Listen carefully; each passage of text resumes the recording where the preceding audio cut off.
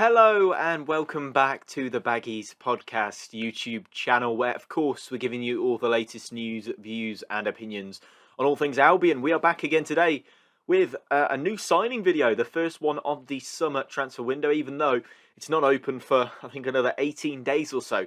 We're now announcing that John Swift has signed for West Brom Albion on a free transfer from Reading. So yeah, we'll be chatting through exactly what he can bring to Albion, the details of the deal, his previous history and stuff like that, and what we can kind of expect from him. Hopefully we'll have a video coming for you in the coming days with a bit of sort of Reading input as to what they think that he can bring to Albion. But yeah, a very exciting signing announced very early on. Of course, John Percy put out the tweet that we knew that he was coming to the Hawthorns, but we weren't fully sure whether that would be, a matter of weeks away or, a matter of a matter of minutes away. And it was literally a couple of hours after John Percy's tweet was put out, we knew that John Swift had signed for Albion. So stick with me here and make sure you subscribe for all the latest Albion transfer news and signing updates like this. Make sure you comment your thoughts down below as well on John Swift. What do you think he's going to bring to Albion, and how do you think he slots into our lineup next season? But yeah, let's crack on. Let's talk all things John Swift. It's a very exciting signing. You're watching the Baggies Podcast YouTube channel.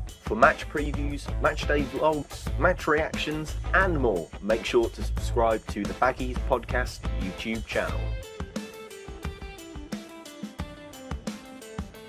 So let's kick off with the details of the deal. Of course, a free transfer which will be completed upon the expiry of his deal at Reading, which I think expires on June the 30th. A 3-year deal as well.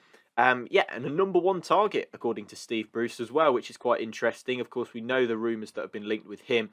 And yeah, it's absolutely mad, the fact that we've gone and acted this early. We've beaten what seemed like a couple of Premier League clubs in Brentford and Leeds to the signing of John Swift as well. Seemed like there were a couple interested in him. So, yeah, I'm pretty pleased with the way that we've acted really swiftly. We've got this done. We've got the deal done. And it's nice to see that Steve Bruce gets his first signing off the bat, because, of course, we know that he came in February, literally just after the transfer window shut. So it was a shame that Bruce couldn't. I suppose if he was going to be our manager, and if he is in the future, he needs to have his own stamp on the squad. And Ishmael, we recruited for a very niche and very closely monitored style of play. And I suppose that with a player like Swift, he wouldn't have fit in this type of system. So it's nice that Bruce is finally getting to put that own stamp on the squad, because we know he's going to be in charge next season. So it's best that we give him the resources as much as we can, and hopefully give him the players that he can operate with. So of course, 3-year deal, free transfer, which will be completed upon the expiry of his Reading deal, which I think expires June the 30th. And of course, a number one target, according to Steve Bruce. We've heard his name mentioned quite a lot. And yeah, as I said, John Percy's tweet went out this evening, and we kind of waited a little bit, and then all of a sudden, bam, the announcement comes. And it wasn't, obviously, John Swift, I don't think is really allowed to kind of don the club colours yet, because of course still under contract at Reading. But the announcement was pretty swift. Oh dear, sorry about that, guys. It was pretty swift and pretty nice to see us do that quite quickly. But who is he exactly? He's a 26-year-old creative midfielder. I'd probably qualify him as a number 10. I'd probably stick him behind a striker. He's a very good player at Championship level. Let's face this, the record that he's had over the past few years, especially this season. I mean, you just look at the numbers that he's put in this season. It's absolutely ridiculous, the amount of goals and assists that he's got in a side that have been really poor this season in Reading. Of course, finishing just outside the drop zone. 11 goals and 13 assists in 38 matches. Joint second assists in the league, of course, with Jed Wallace, another Albion target who we may end up talking about come the end of this window, of course. 202 appearances for Reading and 33 goals throughout his time. I mean, this is his most impressive season to date. But also another one to note is the 1920 season, where of course he was playing for Reading. 6 goals and 10 assists in that particular season. But this is his most profitable season to date. So yeah, John Swift done very well for Reading, and now will take the reins at Albion and take the reins of a main creative responsibility. Of course, previous clubs and previous history came through Chelsea's academy. I remember writing a piece on him not too long ago, a bit of an analysis piece on him. So make sure, I'll drop a link to that in the description if you guys want to go and check that out. But he came through Chelsea's academy. He's had loans at Rotherham United, Swindon Town and Brentford. And he moved to Reading in 2016 and has been there ever since. So a little bit of loyalty. I like that. Not very often you see a creative player stay at a club for 6 years, really. Normally you find that they'll move on because creative players are, of course, the most dazzling, and they're the ones that really make the difference in size, along with probably your strikers. So surprised not to see John Swift move on earlier, but of course been running down his contract at Reading. Hasn't played the last few games of the season. And yeah, he looks like he's going to be making that move and has made that move. He looked like he was going to be able to make that move somewhere else. We didn't know who that would be with, but now, of course, we know it's with West Bromwich Albion. So yeah, it's really nice to see, and nice to know that we've got a first player in the bank and a creative midfielder, which of course we desperately lacked last season. Of course, we employed to Ismail's style of play, which doesn't allow for that sole creative player in midfield, and yeah, we finally got that sole creative player in midfield. So we're very happy with that, and we're glad to pick up that player. Of course, a lot of the midfielders that we got at the moment are a little bit samey. As Steve Bruce has said and rightly pointed out, that a lot of our midfielders try to do the similar job, and John Swift, I think, goes a little bit beyond what those people are trying to do. But before we look at some numbers, injury record is a little bit of a concern. I don't want to make it a massive concern because it certainly isn't. But in 2021-22, had a hamstring injury. In 2020-21 season, he had 2 hamstring injuries where he was out for quite a significant amount of time, I must say. 17-18 season had 2 Achilles tendon injuries, and in 16-17 had an ankle injury.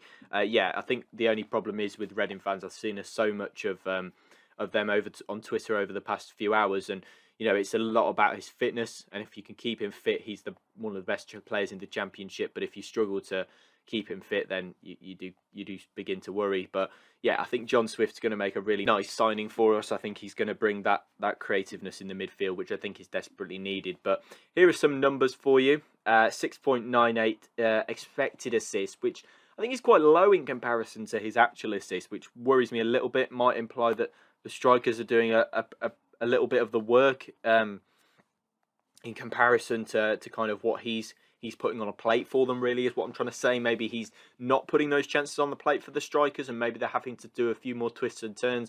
But on the other hand, if he's getting the assists, who cares where they come from? I mean, he has done very well this season. Key passes, 24, which is quite nice in the Championship of those this season. I think the big one for me is progressive runs, and that's really nice to see somebody driving through the midfield. We haven't seen enough of that this season, of course, with Mowat, Malumbi, Livermore all playing together, and Adam Reach in there as well. There just isn't that creative threat. There isn't that real drive to get forward and get in the box and move the ball progressively. And I think that John Swift changes that. 1.96 progressive runs per 90, 4.97 passes into the final third per 90, and 4.18 successful dribbles per 90. So yeah, I'm pleased with John Swift's stats. I think they definitely back it up. I think the expected assist is a little bit concerning because we've seen exactly, that maybe he's making strikers do a little bit of the work. But yeah, I think it's I think there's no reason to suggest that Swift can kind of do that job and can keep the ball flowing in the midfield, can pick the ball off the likes of Malumbi, Livermore, Mowat, whoever plays there, and take the ball forward and pass to those creative players and be that creative threat and rotate in those positions. But I think he's such a bright player. I think the injury is a little bit worrying, but I do think that we've got a very bright player on our hands, and is a player that could really impact us in the future coming forward. 26 years old, 3 years on the contract as well, so possibly here till he's 29. I think he's put in some good numbers, and yeah, I think he's kind of looking for that step into the Premier League. I think he needs to make sure that he can handle it at a Championship side that's chasing promotion. I'm not saying that that's what we'll be. I'm not saying that for 1 second, but I think he's under the illusion that we might be next season, probably convinced by Steve Bruce himself. But I think that it's definitely worth a look if you're John Swift and thinking, can I make that step up with a side, or can I prove that I'm good enough for the top of the Championship and then move on to the Premier League? But yeah, ultimately it's a good signing, and I'm really pleased to see us get it over the line so early as well. And yeah, really nice creative force in midfield. I think it's going to be a really nice one. Yeah, so it's going to be a treat to watch next season if we can keep him fit, and I look forward to seeing him in an Albion shirt for hopefully the next few years, and hopefully he's going to bring an extra pizzazz in the midfield. But yeah, be sure to subscribe to the Baggies Podcast YouTube channel for more transfer updates. We're hoping to get some sort of Reading reaction to this and kind of expect what to expect from him from somebody who's watched him week in, week out. So yeah, stay tuned for that. Make sure you subscribed. Yeah, of course, we're still heading for different goals on the channel with subscriptions. So click in that button and make sure you comment your thoughts on John Swift down below. I'd love to hear them. And that brings me to the end of this transfer update. John Swift is officially a West Bromwich Albion player, and we'll see you in the next one. Goodbye.